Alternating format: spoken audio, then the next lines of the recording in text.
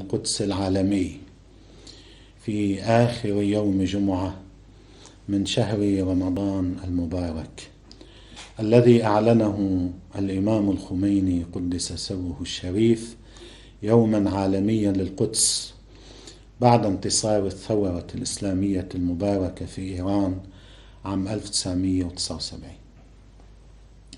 اليوم نلتقي مجددا في المنبر الموحد، في المنبر الواحد للمقاومة، لحركات المقاومة، لقوى المقاومة، لنعبر عن التزامنا، عن إيماننا بهذه القضية وعن تمسكنا بهذه المسؤولية وعن إصرارنا على أداء هذا الواجب الإلهي والإنساني والأخلاقي والديني والشرعي اتجاه القضية الأقدس والأوضح على وجه الكرة الأرضية. اليوم في هذه السنة طبعا أنتم مدعوون، نحن ندعو الجميع إلى المزيد من الحضور والتعبير المناسب عن الموقف الصادق والمؤمن والمخلص والشجاع. أيضا هناك مجموعة من العوامل، هناك مجموعة من التطورات تؤكد عظمة المسؤولية وزيادة المسؤولية على عاتقنا جميعا. هذه العوامل بعضها إيجابي وبعضها سلبي، يعني يمكن أن ننظر إليها من الزاوية الإيجابية، هي فعلا عوامل إيجابية، وبعضها عوامل سلبية، لكن كلا هذين النوعين من العوامل يفرض علينا المزيد من الإحساس بالمسؤولية اتجاه قضية القدس وقضية فلسطين والشعب الفلسطيني. من جملة هذه العوامل، أولا هبت القدس في الأسابيع القليلة الماضية عندما قام أهلها الشرفاء وحضروا في الميدان، وخصوصا شبابها البواسل الشجعان، وشاهدنا كيف واجهوا آلة البطش الإسرائيلية والصهيونية، وشاهدنا مناظر ومشاهد لشموخ هؤلاء الشباب وعظمتهم وعلو هممهم. أيضا تفاعل أهل الضفة الغربية مع هبة القدس، تفاعل قطاع غزة ودخوله عسكريا وإن كان بشكل محدود ومدروس لنصرة القدس في محاولة لصنع معادلات جديدة. هذا تطور مهم جدا بين أيدينا. الأمر الثاني أن الأحداث وخصوصا الأحداث الأخيرة تؤكد تمسك الشعب الفلسطيني بحقوقه وعدم تخليه عن أي من هذه الحقوق، وهذا أمر مهم. تمسكه بحقوقه والتعبير عن صموده وثباته ومقاومته بالأشكال المختلفة، بالهبات الشعبية، بالعمل العسكري، وصولا للعملية العسكرية الأخيرة في الضفة الغربية، العملية البطولية. هذا ماذا يعني؟ البعض يتذرع في العالم العربي والإسلامي يقول: لماذا تكونون ملكيين أكثر من الملك؟ هؤلاء الفلسطينيون هم تخلوا عن قضيتهم. هذه أكاذيب، هذه افتراءات بحق الشعب الفلسطيني يستخدمها البعض لتبرير خذلانه وهزيمته وتطبيعه وتراجعه وتخلفه عن تحمل المسؤوليات الكبيرة. إذن يوم بعد يوم وبرغم من الحصار والشدائد والصعوبات والتهديدات، الشعب الفلسطيني يؤكد أنه متمسك بحقوقه وبقضيته، وهذا يحمل الأمة الإسلامية مسؤولية أكبر لنصرته، ويسقط منطق لا تكونوا ملكيين أكثر من الملك، لأن الملك الذي هو الشعب الفلسطيني ما زال ملكا وسيبقى إن شاء الله ملكا، والأجيال الفلسطينية الشابة ما زالت تحمل هذه الروح وهذا الدم وهذا الإيمان وهذا الاستعداد تضحية، وهي على كل حال تسير في طريق النصر القاطع إن شاء الله. من جملة العوامل أيضا إذا قلنا ثالثا سقوط مرحلة ترامب وأعمدة ترامب في المنطقة وفي الإقليم ومعها صفقة القرن. من جملة العوامل التي تحتم زيادة المسؤولية ثبات محور المقاومة وتجاوزه لأخطر مرحلة استهدفت وجوده وكيانه في المنطقة وعلى مستوى الإقليم. هذا أيضا من العوامل المهمة جدا.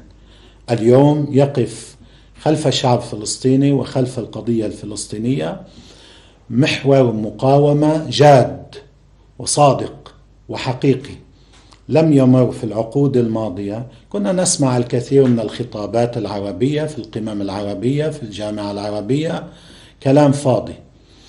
اليوم هناك محور مقاومة حقيقي جدي يتواصل، يتعاون، يتكامل، يتضامن، والتطورات الأخيرة أيضا ستزيد من فرص هذا التواصل والتكامل والتضامن والتعاون والتنسيق.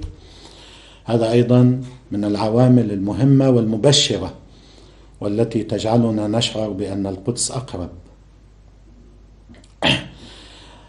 تداعي وارتباك المحاور الأخرى في الوقت الذي نشهد ثبات وصلابة محور المقاومة رغم كل المخاطر والصعوبات والحروب العسكرية والأمنية والاقتصادية والتجويع والحصار والتزوير والتحريض والكذب والحروب النفسية ومئات وسائل الفضائيات والجيوش الإلكترونية. مع ذلك يخرج هذا المحور قويا. في المقابل تداعي المحاور الأخرى التي كانت تقود تلك الحروب على دول المقاومة وعلى شعوب المقاومة وعلى قوى المقاومة في منطقتنا. إن شاء الله بعدين بيوم القدس إن شاء الله إذا بقينا طيبين منفصل أكثر. الأزمات العميقة في الكيان الصهيوني، في داخل الكيان الصهيوني، الأزمات الاجتماعية، الأزمات السياسية، الأزمات الأخلاقية بدأت تظهر على السطح بشكل واضح وبشكل قوي، وكثيرون من الخبراء الصهاينة بدأوا يتحدثون عن قلقهم على بقاء هذا الكيان في ظل هذه الأزمات العميقة. هذه عوامل إيجابية. من العوامل السلبية، يعني هذه العوامل الإيجابية تزيد المسؤولية. من العوامل السلبية هي موجة تطبيع. عندما يذهب بعض الدول العربية إلى التطبيع، هذا يعني أن على بقية العرب وبقية المسلمين وبقية الدول وبقية القوى الحية في الأمة أن يرتفع صوتها أكثر. هذا يعني ازدياد المسؤولية. هذا العامل السلبي يرتب الازدياد في المسؤولية والحضور والتعبير عن الموقف في مواجهة التطبيع، مع قناعتنا بأن هذا التطبيع لن يستطيع حماية هذا الكيان على الإطلاق. قد يعطيه بعض الروح، بعض الأكسجين، بعض الإمكانات، بعض التنفس، ولكن في كل الأحوال الدول المطبعة هي في الآونة الأخيرة هي أصلا لم تكن في يوم من الأيام جزءا من هذه المعركة حتى يكون بقاؤها أو خروجها مؤثرا على مسار هذه المعركة وعلى مصيرها.